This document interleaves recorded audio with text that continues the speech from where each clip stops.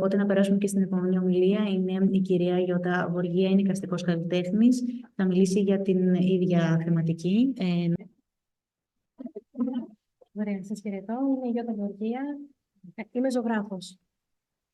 Ο σκοπός που βρεθήκαμε σήμερα είναι για να μιλήσουμε για τον καλλιτέχνη και την επιχειρηματικότητά του. Είναι σαν να έχουμε μία τραμπάλα και το ένα είναι από τη μία μεριά και το άλλο να είναι από την άλλη άκρη, και όσο ανεβαίνει το ένα, να κατεβαίνει το άλλο. Έτσι κάπως αισθανόμαστε. Όμως υπάρχει τρόπος αυτά τα δύο να τα συνδυάσουμε, να τα φέρουμε κοντά και να μπορέσουμε να πορευτούμε με αυτά, έτσι ώστε να είναι βιώσιμο, να μπορέσουμε να ανταπεξέλθουμε προς τις υποχρεώσεις μας, προς τον εαυτό μας και να πορευτούμε στη ζωή.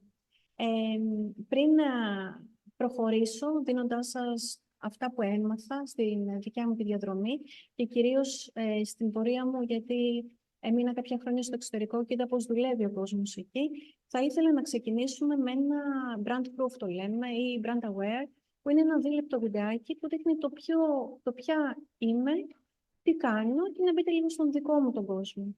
Παρακαλώ.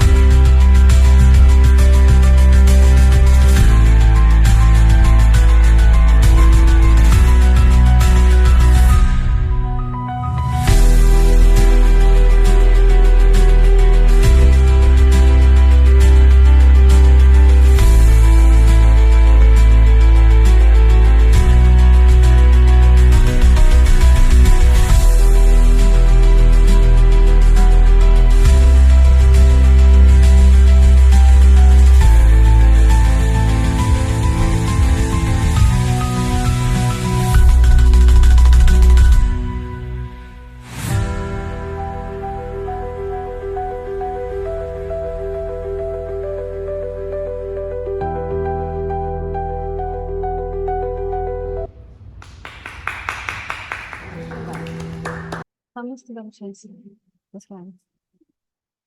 Αυτό που μόλις είδατε δεν είναι ένα brand aware, είναι ένα brand proof της διαδρομής μου. Είναι αυτό που συνήθως δίνεται ένα link σε αυτόν που ενδιαφέρεται για να δει ένα μέρο την γκαλερί, τον επιμελητή, για να δει ποιος είσαστε και ποιο είναι το κομμάτι της ζωής σας που θέλετε να μοιράσετε. Μέσα από το βίντεο αυτό είδατε υπάρχει πάρα πολλή επικοινωνία με κόσμο. Υπάρχει μεγάλη βάση, δίνω πάρα πολύ βάση στην διαδραστικότητα με τον κόσμο και είναι αυτό που με ενδιαφέρει. Στην ουσία είναι αυτό το branding μου. Το branding μου είναι εγώ. Υπάρχει λοιπόν μία ιδέα, μία σκέψη και ένα όραμα, το οποίο εγώ εστίασα σε αυτό, με οδηγεί και μου δείχνει το δρόμο για τη δική μου τη διαδρομή.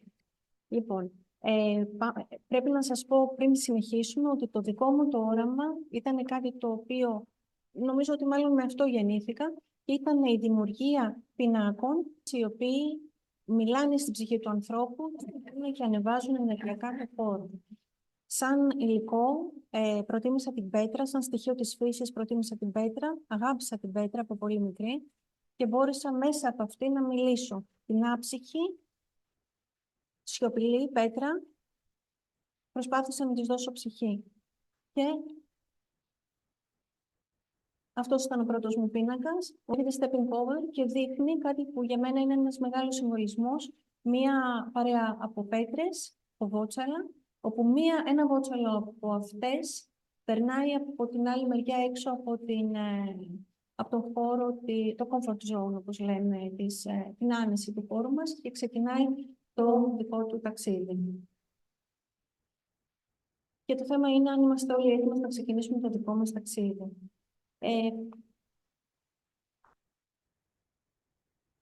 Μπορώ να πάω στο επόμενο. Και δημιουργήθηκαν κάποιοι πίνακες. Οι πίνακες αυτοί, κάθε ένας από αυτούς υπάρχει ένας συμβολισμός, υπάρχει ένας τίτλος που είναι ένα πάρα πολύ βασικό πράγμα. Θεωρώ για εμάς τους καλλιτέχνες, ο τίτλος είναι πάρα πολύ βασικό στοιχείο ενός πίνακα. Στη δική μου διαδρομή έπαιξε τρομερό ρόλο. Κάθε τίτλος σηματοδοτεί το ίδιο το έργο και σηματοδοτεί μια ολόκληρη ιδέα. Ο κόσμος πιάνει από αυτόν τον τίτλο, διαβάζει το ποίημα, γιατί γράφει και πάνω σε αυτό, γράφει και κάποιο ποίημα και μπορεί και συνδέεται. Και με αυτόν τον τρόπο υπάρχει μια σύνδεση του καλλιτέχνη με τον κόσμο του, με το κοινό του. Πάμε στο επόμενο. Είμαι λοιπόν έτοιμη να μοιραστώ μαζί σας μέσα από τη δική μου τη διαδρομή, φεύγοντας στην Αμερική για να εκπαιδευτώ, να εκπαιδεύσω τον εαυτό μου, αλλά και να ζήσω και να μάθω πώς δουλεύει πραγματικά ο καλλιτέχνης έξω και να σας πω όλα όσα έμαθα. Το πρώτο πράγμα και το πιο βασικό είναι ότι εμείς και οι τέχνη μας είμαστε το ίδιο πράγμα. Πολλοί κάνουν κάτι, ξεχωρίζουν τον εαυτό τους από αυτό και απλά αναπαράγουν έργα, χωρίς όμως να είναι έτοιμοι να τα υποστηρίξουν. Αν μπορούμε να είμαστε έτοιμοι με το συναίσθημά μας, να υποστηρίξουμε το έργο που εκείνη τη στιγμή παρουσιάζουμε, σαν να είμαστε εμείς οι ίδιοι, τότε το ίδιο έργο θα έχει δύναμη μέσα του. Βλέπω πολλούς καλλιτέχνες οι οποίοι βγαίνουν, είναι κυρίως νεότερα παιδιά, αλλά μπορεί να είναι και αρκετά μεγάλοι σαν και εμένα, οι οποίοι παρουσιάζουν ένα έργο τους, έρχεται κάποιος δίπλα τους και τους λέει «Όμορφο είναι αυτό που έκανες, είναι αρκετά συμπαθητικό». Ναι. Η απάντηση είναι «Σας ευχαριστώ πάρα πολύ, σας ευχαριστώ». Αισθάνομαι εκείνη τη στιγμή ότι ο καλλιτέχνης ζητάει επιβεβαίωση. Ο καλλιτέχνης όμως, ο επιχειρηματίας καλλιτέχνης, δεν ζητάει καμία επιβεβαίωση. Αν ο άλλος σου πει ότι του αρέσει, ή άμα σου πει ότι δεν του αρέσει, είναι το ίδιο πράγμα. Γιατί ο καλλιτέχνης πιστεύει ακράδαντα σε αυτό που κάνει και προχωράει. Ξέρει ότι το συγκεκριμένο που έχει φτιάξει θα κατευθύνει ή θα βοηθήσει κάποιους ανθρώπους ώστε να βγουν από το δικό τους το αδιέξοδο. Και αυτός ήταν ο δικός μου ο τρόπος, τέλος πάντων, και ήταν το δικό μου το όραμα. Μοιραζόμαστε την ιστορία μας, μοιραζόμαστε το πάθος και τον ενθουσιασμό μας σε κάθε στιγμή, γιατί είναι αυτή που θα παρακινήσει και τα πλήθη.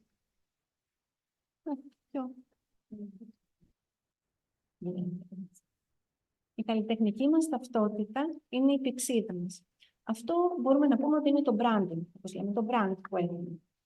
Είναι το αποτύπωμα που θα αφήσουμε στον κόσμο. Είναι αυτό που θέλουμε να βγάλουμε προς τα έξω. Ο κάθε ένας από εμάς έχει κάτι διαφορετικό να βγάλει. Υπάρχει κόσμος που θέλει να μιλήσει και να φωνάξει για την αδικία που υπάρχει στον κόσμο. Είναι πάρα πολύ σεβαστό. Υπάρχουν κάποιοι άλλοι που μιλάνε για ανισότητες, ταξικές ανισότητες, που μιλάνε για την ομορφιά του κόσμου. Θα μιλήσει κάποιος άλλος, θα μιλήσει για τον εαυτό του, θα μιλήσει για τα δύο φύλλα, θα μιλήσει. Ο καθένας έχει κάτι που τον κατευθύνει, αλλά πρέπει να είναι πολύ βαθύ μέσα. Αν αυτό δεν είναι βαθύ, κάποια στιγμή θα σταματήσει. Και άμα σταματήσει, θα χάσει την εμπιστοσύνη και ο κόσμος. Το ψάξιμο που πρέπει να κάνουμε μέσα μας, πρέπει να προϋπάρχει της δουλειάς μας. Το είμαι στο στούντιο, δεν ξέρω τι να κάνω και αρχίζω να παίζω, είναι και αυτός φυσικά ένας τρόπος, γιατί παίζοντας με τα πινέλα μας, πάντα μπορεί να δημιουργηθεί κάτι. Αλλά η εσωτερικότητά μας πρέπει να αρχίσει να προέρχεται από κάτι πολύ βαθύ και πιστεύω, από τα πράγματα που συμβαίνουν γύρω μας. Προχωράμε. Συνέπεια, επιμονή, ανθεκτικότητα και αναγνωρισιμότητα. Αυτό που είδα και στη δουλειά μου είναι αναγνωρισιμότητα και η συνέπεια είναι προφανώς ένα από τα πιο σημαντικά πράγματα στον επιχειρηματία καλλιτέχνη σήμερα. Το όραμά σου θέλει τόλμη και ελευθερία. Θα το φωνάξω πάρα πολύ δυνατά αυτό. Ακούω καλλιτέχνες οι οποίοι τους ρωτώ Τι θα θέλετε να κάνετε? Πιστεύω ότι θα μπορούσα ίσως να βρω 2 παιδάκια να τους κάνω μάθημα. Το οποίο είναι πάρα πολύ σεβαστό, γιατί και τα παιδιά θέλουν μια ενθάρρυνση και οι δάσκαλοι σήμερα είναι... Έχω διδάξει σε πάρα πολλά παιδιά και σε άλλες ηλικίες και νομίζω ότι είναι από τα πιο αγαπημένα πράγματα. Όμως, αν έχεις κάτι να δώσεις, μην μείνεις στο μικρό, μην μείνεις στο να βάλεις ένα κορνιζάκι σε ένα μαγαζάκι της γειτονιάς για να το δει ο γείτονας και ελπίζουμε να το αγοράσει.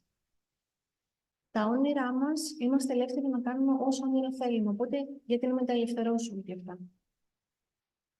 Όσο μεγάλα και να είναι, όσο τρελά και να είναι.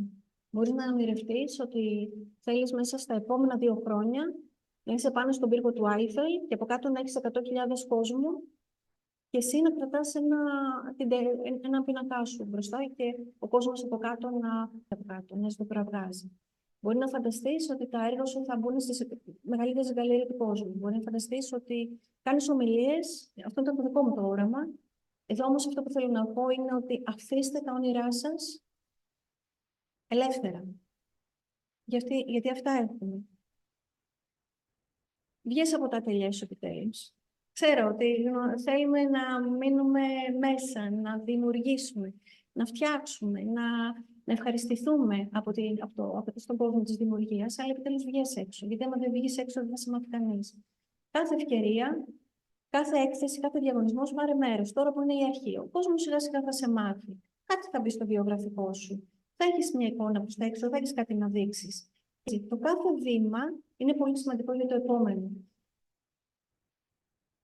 Αν δεν είσαι ορατός ψηφιακά, είναι σαν να μην υπάρχεις. Ναι, είναι αλήθεια ότι όσο όμορφη δουλειά και να κάνεις, δεν θα σε μάθει κανείς άμα δεν έχεις μια παρουσία στην ψηφιακή πραγματικότητα.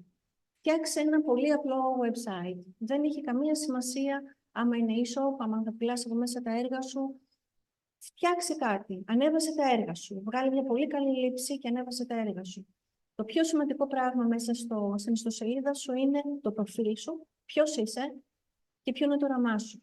Αυτό είναι που θα ξεσηκώσει τον κόσμο. Είναι αυτό που θα τους τραβήξει μέσα στη δικιά σου ζώνη, μέσα στη δικιά σου ζωή.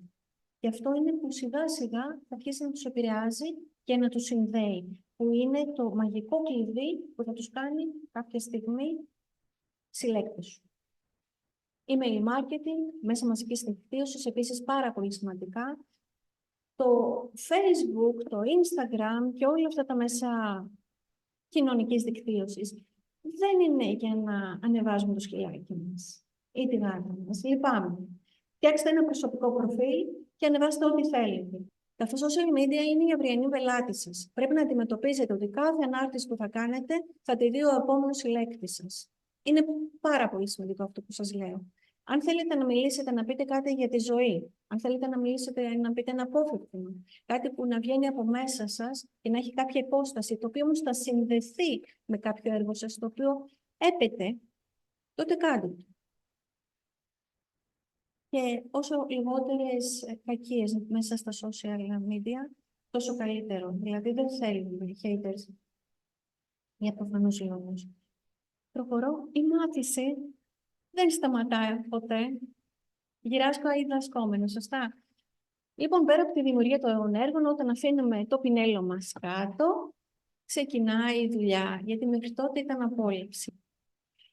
Αφήνοντας λοιπόν κάτω το πινέλο μας και πιάνοντας το πληκτρολόγιο, μπαίνουμε σε έναν άλλο κόσμο. Μπαίνουμε στον κόσμο του επιχειρήν. Είναι ένας κόσμος που σιγά σιγά θα μάθετε να λειτουργείτε μέσα από αυτόν, γιατί μοιραία, χωρίς αυτόν δεν μπορούμε να πάμε πουθενά.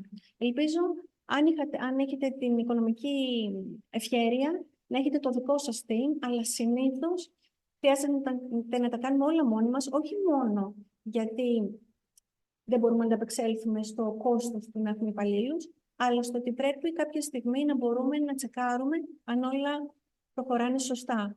Και έχουμε λοιπόν επιχειρηματικές, ψηφιακές δεξιότητες και marketing μαζί. Τι σημαίνει? Μπορείτε να δείτε δεν ξέρω αν φαίνεται καθαρά, γιατί είναι λίγο μικρά τα γράμματα. Έχουμε marketing και branding, έχουμε δημιουργία ψηφιακού περιεχομένου, Τι θα ανεβάσω σήμερα, πόσες φορές θα ανεβάσω την εβδομάδα.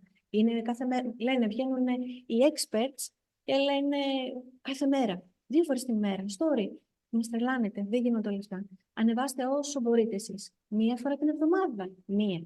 2 φορές την εβδομάδα. 2. Αλλά πρέπει να είσαστε συνεπείς σε αυτό που θα κάνετε. Αν θέλετε να ανεβάζετε Τρίτη και Σάββατο, ανεβάστε το τι συμβαίνει μέσα στο ατελιέ σας και κατόπιν ανεβάστε το έργο το οποίο δημιουργήθηκε. Αν θέλετε να ανεβάσετε για κάποιο event, για κάποια έκθεση που έχετε, κάντε το με πάρα πολύ επαγγελματισμό. Όχι, δηλαδή, ο συλλέκτης περιμένει να δει έναν επαγγελματία απέναντί του, γιατί θα σε φέρει, θα σε φέρει στο χώρο του. Όπως επίσης και ο επιμελητής, ο ιστορικός τέχνης. Θέλει να ακούσει κάποιον που με σοβαρότητα αντιμετωπίζει τον εαυτό του και τους απέναντι. Διαχείριση μέσω κοινωνικής δικτύωσης, το πορτφόλιό σας. Όταν πηγαίνετε και μιλάτε με γκαλερί και κάνετε μία επικοινωνία. Προφανώς, στην αρχή η επικοινωνία γίνεται μέσω από κάποιο email που θα στείλετε. Έχετε κάποιο πορτφόλιο να στείλετε? Συνήθως τώρα πια δεν θέλουμε να τους επισκεπτόμαστε στους χώρους, απλά θέλουμε να τους δείχνουμε ένα link ή να στέλνουμε κάποιες φωτογραφίες. Υπάρχουν πάρα πολλοί τρόποι να φτιάξετε ένα πορτφόλιο, πιθανά με Canva, πάρα πολύ εύκολος τρόπος, είναι και δωρεάν, να βάλετε μέσα όλο σας το υλικό και να έχει μια ολοκληρωμένη εικόνα αυτός που θα σας αναλάβει. Στο σελίδα είπαμε τιμολόγηση.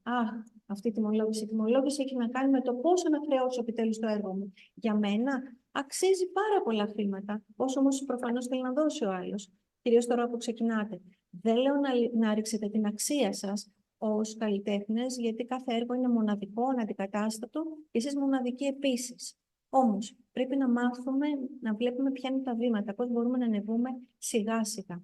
Κάθε έργο τέχνης έχει ένα πλαφόν πάνω, έχει μια τιμή που έχει να κάνει με την ιδέα του έργου.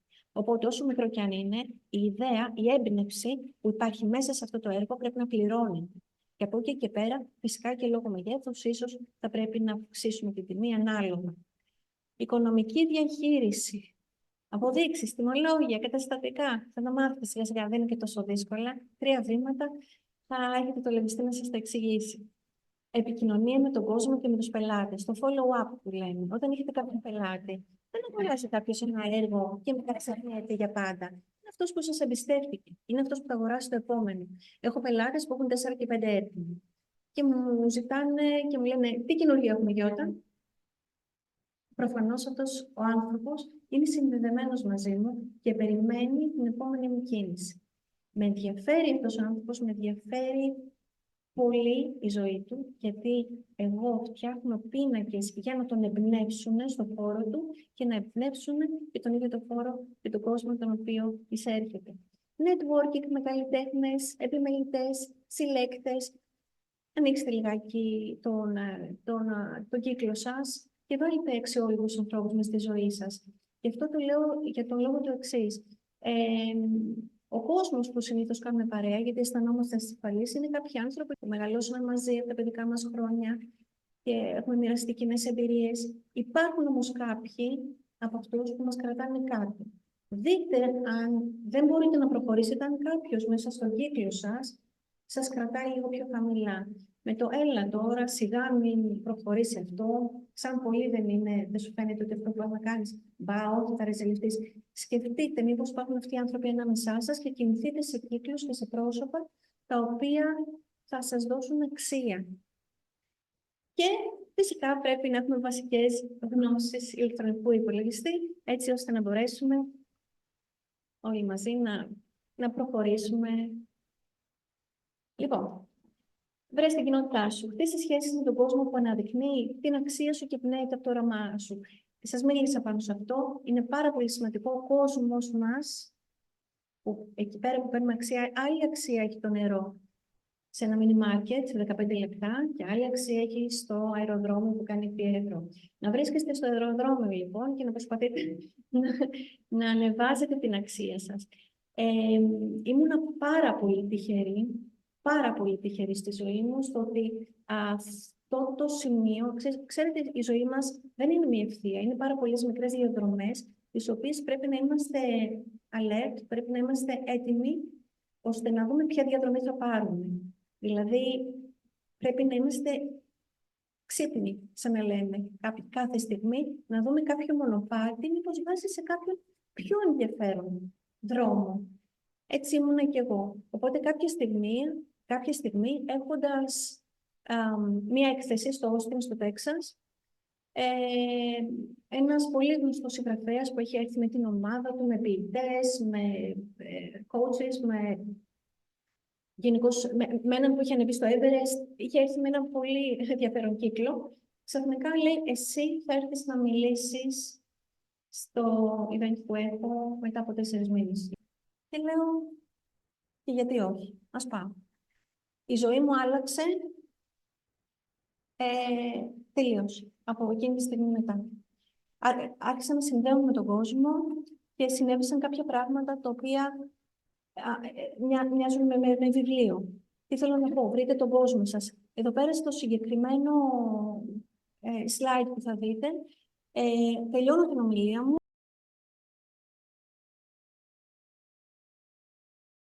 Αυτοί είναι οι συλλέκτες μου.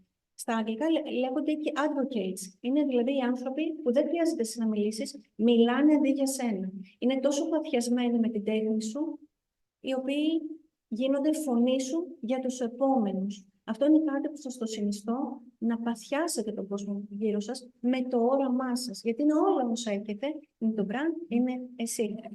Είσαι την ομάδα σου. Η ομάδα σου είναι αυτός που θα κάνει τη φωτογράφηση των έργων σου. Τώρα μπαίνω λίγο σε πιο πρακτικά πράγματα, να με συγχωρείτε. Φεύγω λίγο από την έμπνευση που μου αρέσει να μιλάω και θα πάω στα πιο τεχνικά, φωτογράφηση, σκάνινγκ, εκτυπώσεις, μεταφορές, υπηρεσίες επικοινωνίας και προβολής. Όλοι αυτοί είναι συνεργάτες σου. Πρόσεξε ποιους θα διαλέξεις, γιατί θα είναι η δική σου εικόνα προς τα έξω. Αυτή δεν φαίνεται. Δηλαδή, το έργο σου, το οποίο προφανώς θα θέλεις να φωτογραφηθεί, να ανεβεί στο site σου, στα social, αλλά και να εκτυπωθεί στα αντίγραφα, γιατί σαφώς όλοι δεν θα παίρνουν original έργα, πρέπει να είναι πάρα πολύ προσεκτική, πρέπει να είναι τέλεια, άρτια η δουλειά σου. Είσαι επαγγελματίας, είπαμε, δεν είσαι αριστέχνης και δεν θέλεις να χάσεις ούτε κάποιον, ούτε να υπάρχουν αρνητικές κριτικές για το προϊόν σου. Πολλαπλότητα εσόδων. Άνοιξε δρόμο στα έσοδά σου. Δεν μπορούν να είναι όλα στο ίδιο καλάθι, από ό,τι καταλαβαίνετε. Αν δεν πάει κάτι καλά, πρέπει το άλλο να ενισχύει την οικονομική μας κατάσταση. Οπότε, την ώρα που το ένα δουλεύει, αυτό που αγαπάτε, που φυσικά είναι η δημιουργία του έργου σας, αφήστε όλα τα υπόλοιπα να δουλεύουν για εσάς. Και εδώ είναι πάλι μια λίστα με διάφορα πράγματα που μπορείτε να κάνετε και να λαμβάνετε χρήματα. Πώληση πρωτοτύπων έργων φυσικά είναι το πρώτο και το κυριότερο και γι' αυτό είσαστε στην καλών τεχνών. Ή είσαστε καλλιτέχνες, όσοι δεν είστε από εδώ. Ζυγκλαία αντίγραφα. Είναι ο σύγχρονος τρόπος για να έχετε αντίγραφα. Μπορούν να τυπωθούν σε χαρτί, μπορεί να τυπωθούν σε κανβά. Υπάρχουν και άλλοι τρόποι να δώσετε αντίγραφα, γιατί μπορεί να γίνει σε μέταλλο, μπορεί να γίνει σε γυαλί, σε ξύλο, αλλά κυρίως αυτοί οι δύο τρόποι και μπορούν να είναι open ή limited edition, δηλαδή είναι περιορισμένης έκδοσης. Δηλαδή να είναι αριθμημένα κάποια έργα σας, μπορεί να είναι 10, 20%. Στην Αμερική είναι πολύ περισσότερα γιατί είναι μεγαλύτερη αγορά. Και να είναι limited edition και ακόμα μεγαλύτερη αξία άμα είναι υπογεγραμμένα από εσάς. Υπάρχουν και τα open edition, τα οποία μπορούν να είναι όσα θέλετε και σαφώς είναι και μικρότερη αξία, αλλά η ποιότητα ακόμα υπάρχει. Αναθέσεις έργων. Θα έρθει κόσμος και θα σας πει: μπορείς να μου ζωγραφίσεις έναν ουρανό με σύννεφα. Δικό σας πρόβλημα, αν θέλετε να δεχτείτε ή όχι την πρότασή του. Αν είστε επαγγελματίας, θα πείτε ότι αυτό με ευνέει και το κάνω, αυτό χρειάζομαι τα χρήματα και θα το κάνω. Είναι δική σας η απάντηση που θα δώσετε, όμως να ξέρετε ότι πηγαίνετε με αυτό που θέλει ο άλλος όταν σας κάνει κάποια ανάθεση έργου. Αυτό είναι λιγάκι δύσκολο, τόσο και είναι εύκολος πελάτης. Art licensing.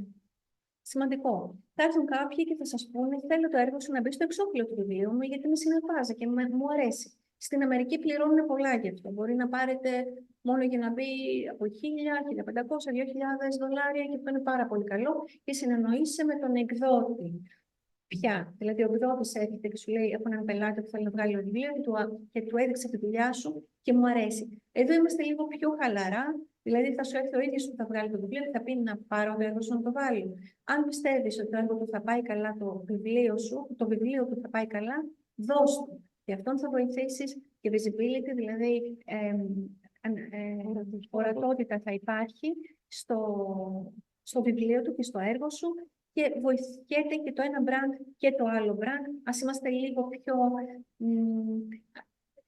Ας αγκαλιστούμε λίγο περισσότερο εμείς εδώ στην Ελλάδα, γιατί πρέπει να βοηθηθούμε.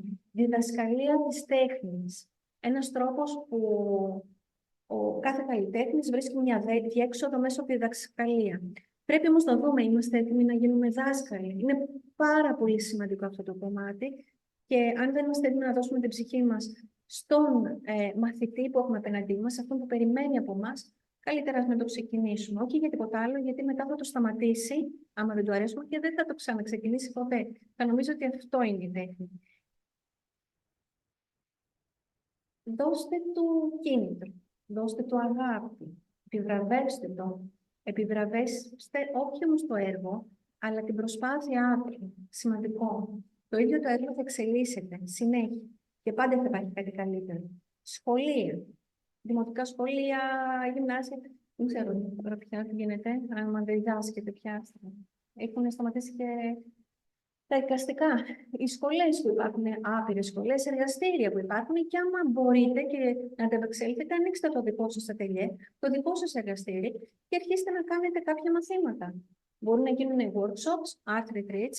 Ας μιλήσουμε για τα workshops. Μπορεί να είναι μία φορά workshop. Τι σημαίνει? Ότι έχετε κάποιος, κάνει ένα εργαστήριο και μπορεί να είναι αυτό θεματικό. Για παράδειγμα, μπορεί να είναι ένα art party.